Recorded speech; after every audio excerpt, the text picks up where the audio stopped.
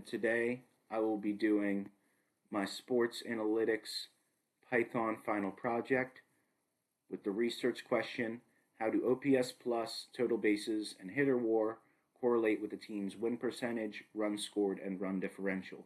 This analyzes team data from 2021 through 2025, which is 5 seasons of data, or 150 seasons of team data in total. OPS plus, total bases, and hitter WAR are the predictor statistics. OPS plus is a statistic that measures OPS, which is on base plus slugging, and then normalizes it based on ballpark factors. And 100 is considered league average, with 125 being considered 25% better than league average, or 75 being 25% worse than league average. A team with an OPS plus of 105 is usually a team that is going to make the playoffs. Total bases measures how many bases a batter advances on each hit. A team that accumulates approximately 2,275 total bases or more throughout a season is usually good enough to make the playoffs. And then hitter WAR is a statistic that measures how many wins an offensive player adds to a team compared to a replacement level player. This does also account for fielding value as well. And then we have a team with a hitter WAR of around 24 that is usually good enough to make the playoffs. So if you don't have a WAR of at least 24, playoffs, you're probably not going to score. And then the outcome statistics are win-loss percentage, runs scored, and run differential. And then win-loss percentage, simple enough, measures the percentage of games won or lost throughout the season. And a win-loss percentage of 54% games won is usually good enough to make the playoffs, which is actually about 87 and a half games, or round up to 88. So most teams that win 88 games in today's MLB are good enough to make the playoffs. And then runs scored measure how often a team scores, and a team that scores at least 750 runs throughout a 162-game season is usually a good enough team to make the playoffs. And then we have run differential, which measures how often you score and how often you are scored on. And then a team with a run differential of about plus 70 is usually good enough to make the playoffs. So now this is how win-loss percentage correlates with OPS plus, total bases, and hitter WAR. So there is a pretty strong correlation between win-loss percentage and OPS plus, and then definitely not as strong between win-loss percentage as total bases, and then it is slightly stronger, the correlation between win-loss percentage and WAR, slightly stronger than that between win-loss percentage and OPS plus. And as you can see for the next 3 slides, the seasons: blue is 2021, green is 2022, yellow is 2023, or red is 2024, and orange is 2025. The teams that are outliers are, for WAR, are definitely the 2023 Braves on the good side, and then you have the 2025 Rockies and the 2024 White Sox on the bad side. Those are the 3 biggest outliers in terms of WAR, and then those 2 teams also were outliers in terms of win-loss percentage, the Rockies and the White Sox, 2 of the worst teams in MLB history. Now we have how runs scored correlates with OPS, total bases, and hitter WAR. And then there is a pretty strong correlation between OPS plus and runs scored, though it is even stronger between total bases and runs scored. That is the strongest correlation between any predictor and any outcome statistic. And then the correlation between WAR and runs scored, it appears to be the weakest out of any of these 3 correlations, which is still a quite strong correlation, but weaker than the other 2. And this is how run differential correlates with OPS, total bases, and hitter WAR. So there's a pretty strong correlation between OPS plus and run differential, and definitely not as strong between total bases and run differential. And then the correlation between run differential and WAR is slightly stronger than that between run differential and OPS. And now we have the mean statistics for the 5 seasons.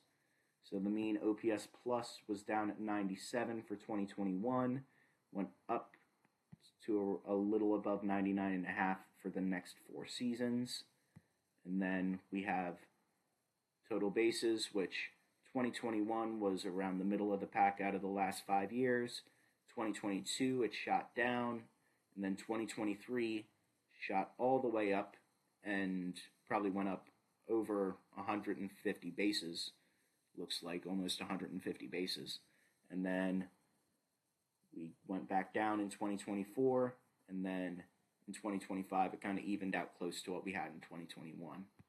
And then the mean wins above replacement, similar to OPS, was much lower in 2021 than it was in the following few seasons, due to the fact that 2021 was a season that pitchers were still able to hit in many lineups. So the universal DH wasn't entirely in place yet, so you still had hitters in the National League, pitchers in the National League hitting. So there were a lot more hitters who struggled and brought down the OPS and brought down the WAR, while the total bases still stayed high.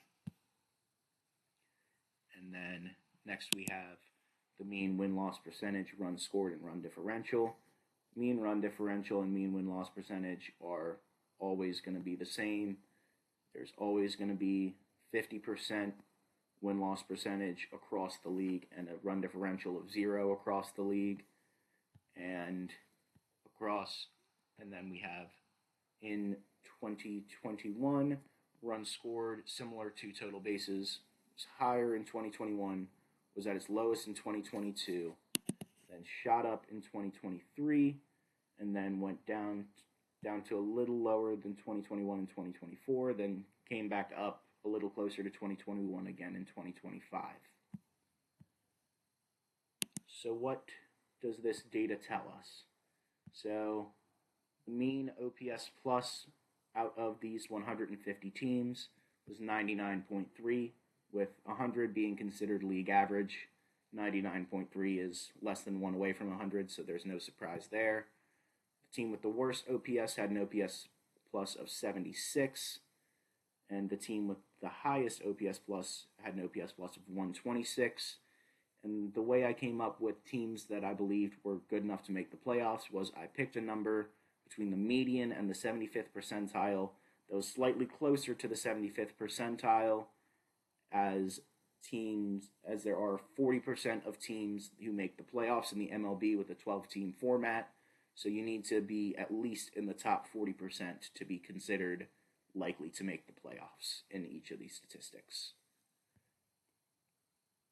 And then in terms of total bases, we have the mean of 2,203, and then we have a minimum of only 1,830, a maximum all the way up at 2,803, and with 2,275 being playoff quality, I picked a number in between 2,186, which was the median, and 2,316, which was the 75th percentile.